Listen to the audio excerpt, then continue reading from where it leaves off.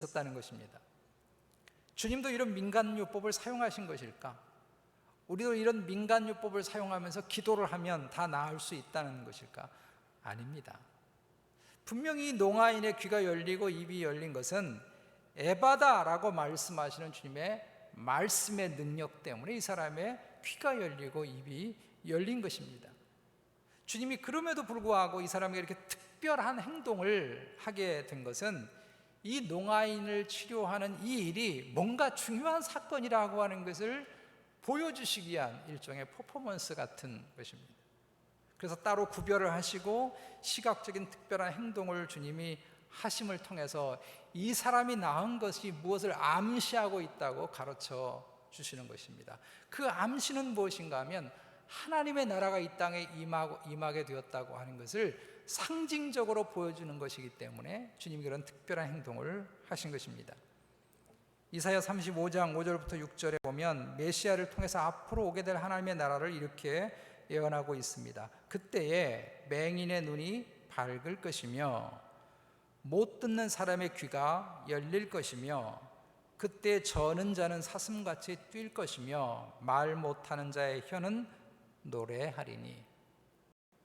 우리는 여기서 주님이 행하신 이적 중에 유독 맹인들이 많이 낫게 되고 또 안진뱅이가 일어나게 되고 벙어리가 입을 열게 되는 이적들이 많은 이유를 알 수 있습니다. 이 모든 이적들은 하나님의 나라가 이 땅에 임했다고 하는 증거라는 것입니다. 그러니까 지금 귀가 막혀 있고 입이 막혀 있는 이 사람은 영적으로도 하나님의 말씀에 귀가 막혀 있는 사람이고 그 입으로 하나님을 부르지 못하고 예배하지 못하는 상태라는 것입니다. 다시 말해서 하나님의 백성이 아니라는 거예요.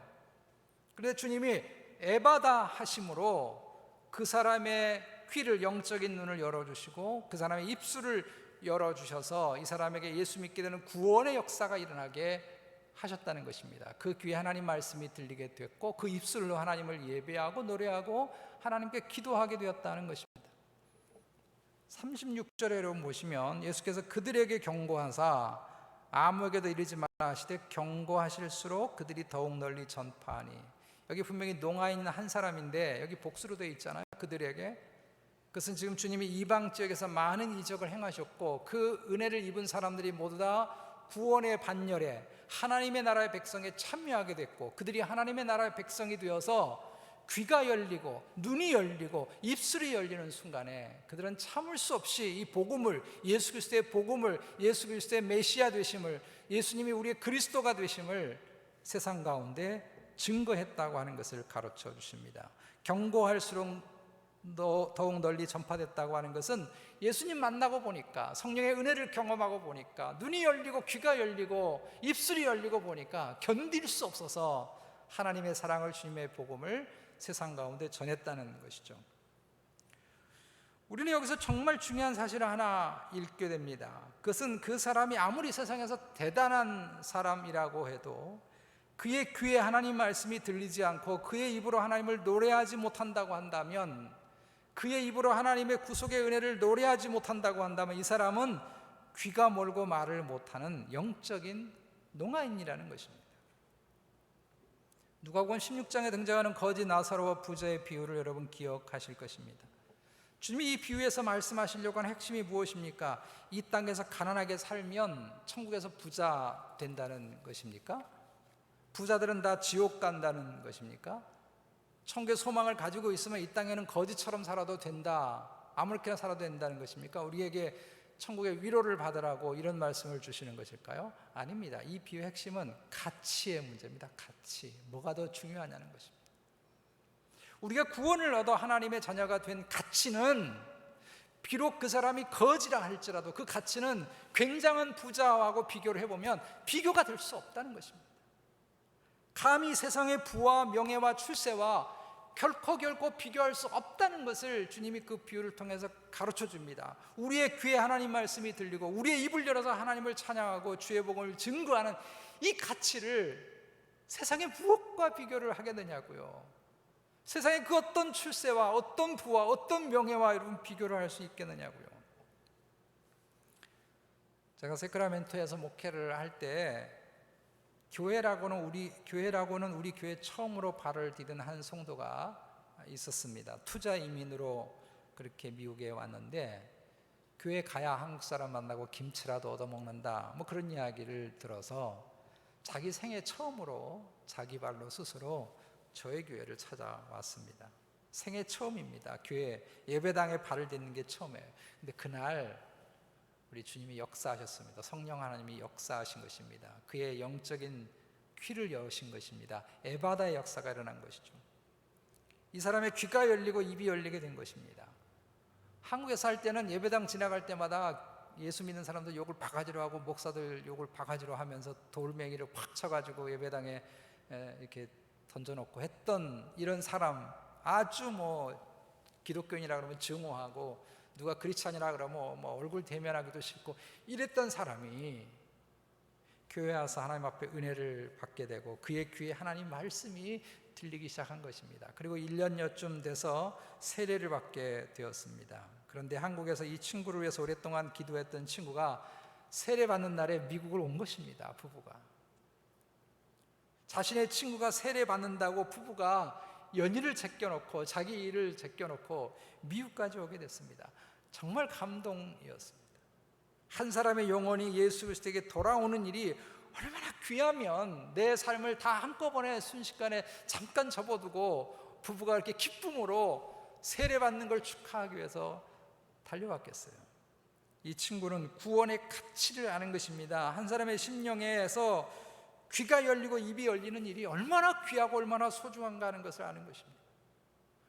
왜 주님이 이 농아인을 고치면서 하늘을 우러러보시고 탄식하시는 것일까요? 그것은 사람들이 이 가치를 모르는 것입니다.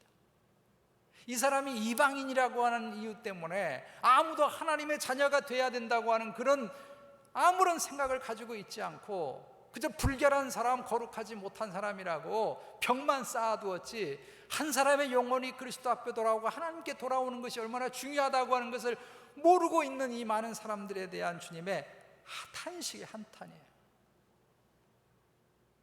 지금 음식을 먹기 전에 손을 씻느냐의 문제로 시비를 걸고 이방인과 접촉하면 불결해진다고 여겨서 강도 맞는 사람에게 가까이 접근도 안 하는 이 거룩의 껍데기만 있고 영성의 껍데기만 가지고 있는 유대 백성들이 한 사람의 영혼이 그리스도 앞에 돌아오는 일이 얼마나 소중한 일인가 하는 것을 모르고 있는 것입니다. 이 답답함 때문에, 이 귀가 막혀 있고 입이 막혀 있는 이 사람들 때문에 주님이 탄식하시는 것입니다.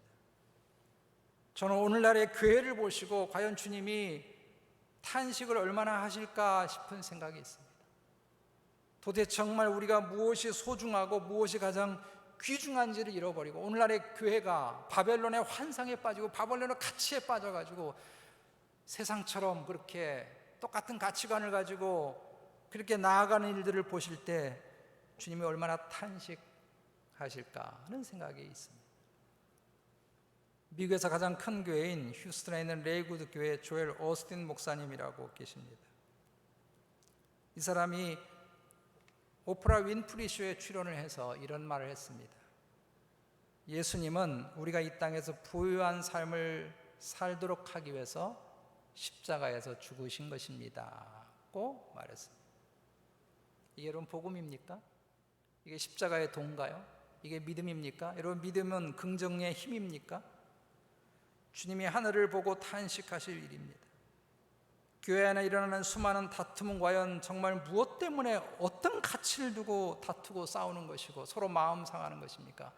과연 한 사람의 영혼을 그리스도 앞에 인도하는 일에 우리가 그런 가치를 두고 우리가 싸우고 있느냐는 것입니다. 시카고에 여러 교회들이 그런 교회들이 있었죠.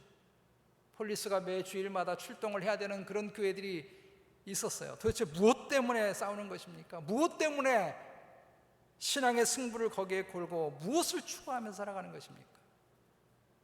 저는 정말 간절히 기도하고 소망합니다. 우리 열린교회에서는 주님의 이런 탄식이 없는 교회가 되어지기를 주님의 이름으로 축복합니다. 우리 교회는 에바다의 역사가 가득하게 되기를 원합니다.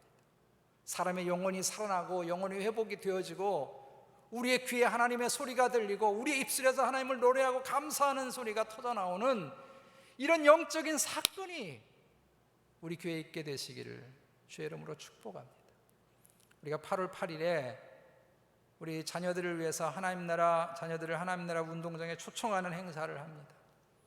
우리가 정성도 많이 드리고 또 많은 돈을 드리고 있습니다. 이런 행사를 통해서 한 사람의 영혼이라도, 한 사람의 자녀에게라도 귀가 열리고 입술이 열린다면 여러분, 그건 절대 허비가 아니죠. 돌아온 탕자의 비유에서 첫째 아들이 가치를 모르는 것입니다. 가치를.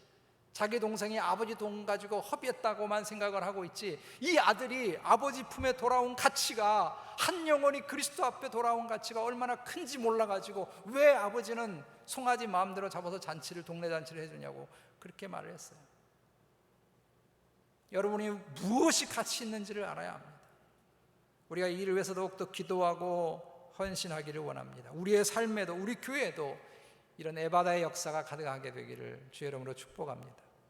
두 번째로, 주님의 탄식은 우리가 영적으로 자라지 못한 것에 대한 탄식입니다. 주님의 탄식은 단지 농아인이 소통되지 않는 것에 대한 탄식뿐만 아니라, 아직도 주님의 말씀을 듣고 있는데도 불구하고, 아직도 주님 곁에 있음에도 불구하고 여전히 주님이 무슨 말씀을 하고 있는지를 듣지 못하고 있는 이 어리석은 백성들과 예수님의 제자들을 향한 주님의 탄식입니다. 누가복음 9장에서 주님이 이런 말씀하십니다. 아, 믿음이 없고 삐뚤어진 세대여, 내가 언제까지 너희와 함께 있어야 하며 언제까지 너희를 참아주어야 하겠느냐.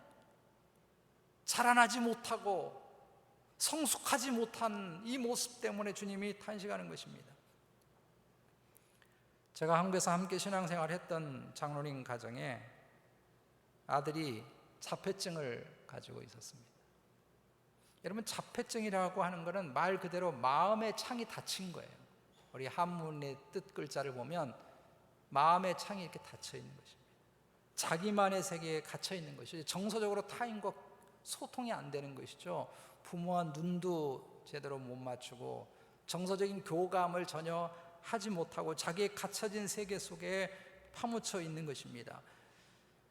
그런 아들을 곁에 두고 있는 부모의 심정, 안타까움이 얼마나 큰지를 제가 곁에서 보아왔습니다.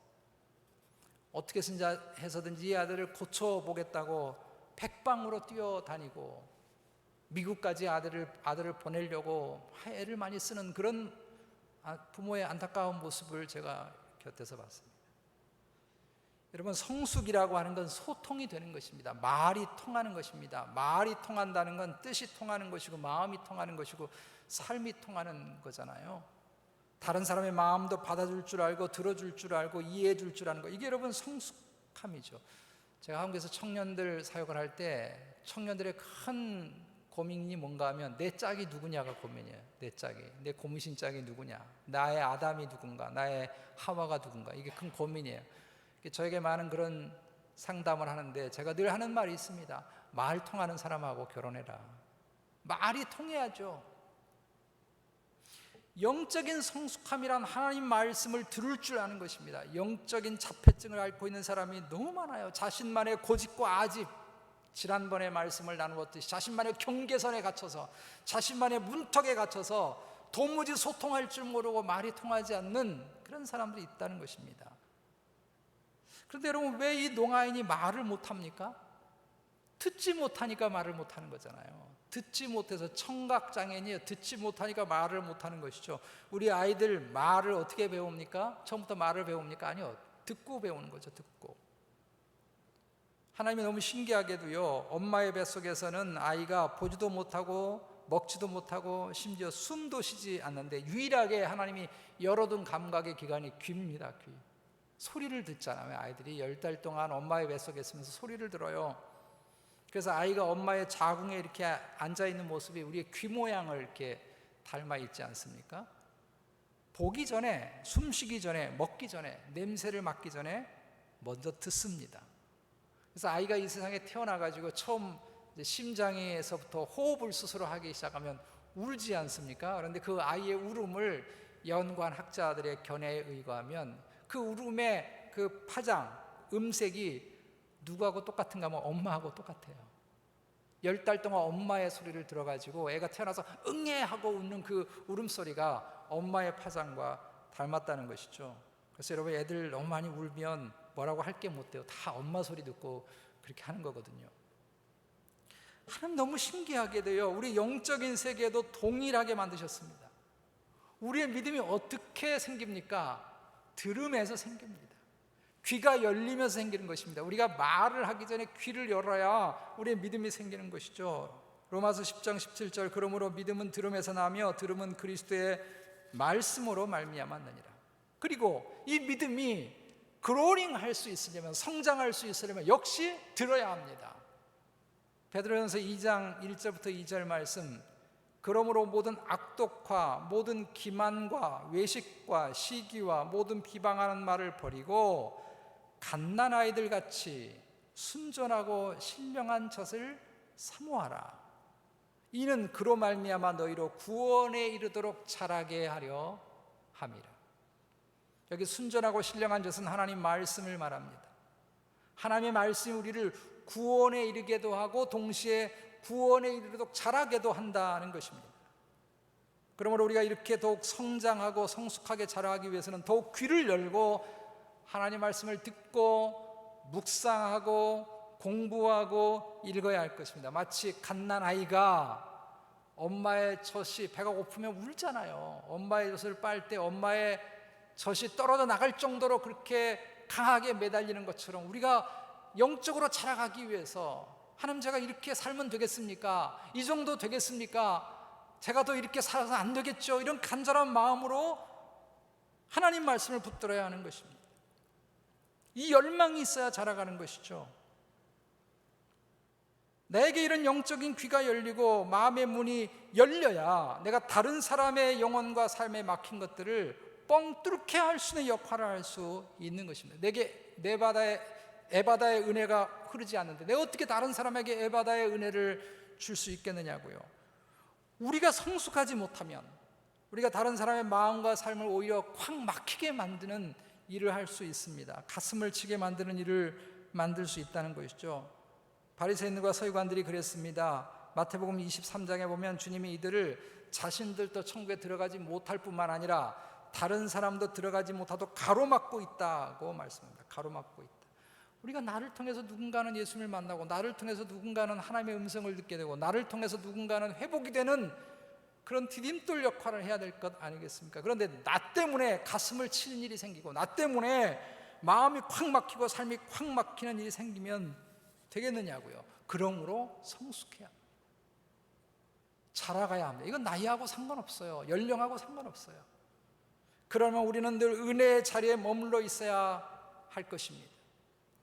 우리가 늘 듣는 일들 속에, 말씀을 배우는 일들 속에 힘을 써야 할 것입니다. 오늘 32절 말씀을 보면 이 농아인이 듣기를 갈망했습니다.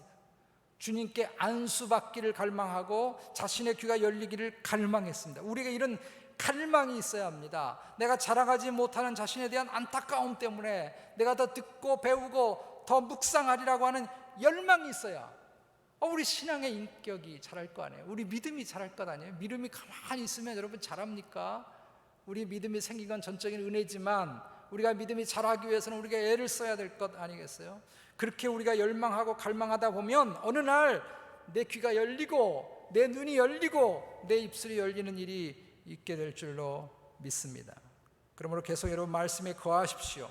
계속 예배하기 힘쓰십시오. 계속 기도하기 여러분 힘쓰시기 바랍니다. 열망하시기 바랍니다. 그래서 우리에게도 에바다의 은혜가 있고 우리가 받은 이 은혜를 또 다른 사람에게도 나누어 줄 수 있게 되시기를 주님의 이름으로 축복합니다. 말씀을 맺습니다. 중학교 교과서로 제가 기억을 하는데요. 거기에 이런 내용이 있습니다. 클래식을 좋아하게 되는, 사랑할 수 있는 방법에 대한 이야기가 있습니다. 그래서 여러분 사실 클래식 음악은 굉장히 우리의 심성과 우리 영혼과 마음에 좋은 양식이 된다고 하는 것을 잘 알면서도 불구하고 이 음악을 계속 듣는 게 쉬운 건 아니잖아요, 그죠? 그래서 대중음악이라고 부르지 않죠. 대중적이지는 않다 그런 얘기를 하는데 너무 잘 알고 있는데도 불구하고 이게 계속 듣는 게 쉽지 않아요. 그래서 간혹 그 클래식 음악을 하는 연주회장에 가면 남자분들이 주로 많이 졸죠. 이렇게 끝까지 잘 못 들어서 졸아요. 근데 거기에 그 교과서 내용에 이런 듣기 힘든, 그러나 좋은 건데 듣기 힘든 이 클래식 음악을 어떻게 좋아하고 즐길 수 있는가 하는 방법의 이야기가 제가 중학교 때 배웠던 교과서에 있었어요. 여러분, 뭘 것 같습니까? 그건요, 계속 듣는 것입니다. 계속 공부하는 것입니다. 아는 만큼 보이고 보이는 것만큼 느낄 수 있고요. 마찬가지로 아는 만큼 들리고 들리는 것만큼 경험할 수 있습니다. 우리가 그렇게 공부하고 계속 듣다 보면 어느 날 클래식의 그 아름다운 소리가 내 가슴을 울리고 내 영혼을 울릴 때가 있다는 것입니다. 여러분, 하나님 말씀 읽고 듣고 묵상하는 일이 쉬운 건 아닙니다. 그러나 정말 하나님 말씀을 사랑하게 되고 그 말씀이 정말 내 속에 들리고 내 영혼 속에 들리고 내 입술로 하나님 말씀이 나올 수 있게 되려면 우리 역시 마찬가지입니다. 계속 듣고 공부하는 일에 게을르지 않아야 할 것입니다. 이것만이 우리가 사는 길이고 이것만이 나의 귀가 열리고 입이 열리는 길이기 때문입니다. 우리 마음과 삶에 먼저 주의 음성이 들리는 에바다의 역사가 있게 되시기를 축복합니다. 이를 통해서 내가 누군가의 삶에 막힌 부분을 시원하게 열어줄 수 있는 에바다의 축복의 통로가 되기를 원합니다. 그리고 우리 교회가 이렇게 하나님 말씀이 들려지고 하나님을 찬양하고 감사하는 말이 풍성해지는 에바다의 역사가 풍성해지는 교회가 되어지기를 주님의 이름으로 축복합니다. 우리 시간 말씀을 붙잡고 함께 기도하겠습니다. 여러분, 우리 뭘 듣고 평상시에 삽니까? 무엇에 관심이 많습니까? 무엇에 마음이 늘 쏠리나요? 우리가 정말 주의 음성을 듣기를 갈망하고 주님의 뜻을 보기를 갈망하고 주님의 마음을 읽기를 갈망하기를 원합니다. 그래서 주님, 저에게도 제 귀가 열리고 마음이 열리고 눈이 열리는 에바다의 은혜를 주님 허락해달라고 여러분 기도하고요. 우리 교회가 이런 에바다의 역사가 있게 되어지기를 여러분 기도해 주시기를 바라고, 8월 8일 날 있게 되는 우리 교육부서 행사에 하나님 풍성한 은혜가 있도록 하나님 역사해 주시고 우리 교육부서가 살아 움직이는 부흥하는 역사가 있도록 은혜를 달라고 여러분 함께 마음 모서 통성으로 기도하겠습니다. 우리 아버지 하나님,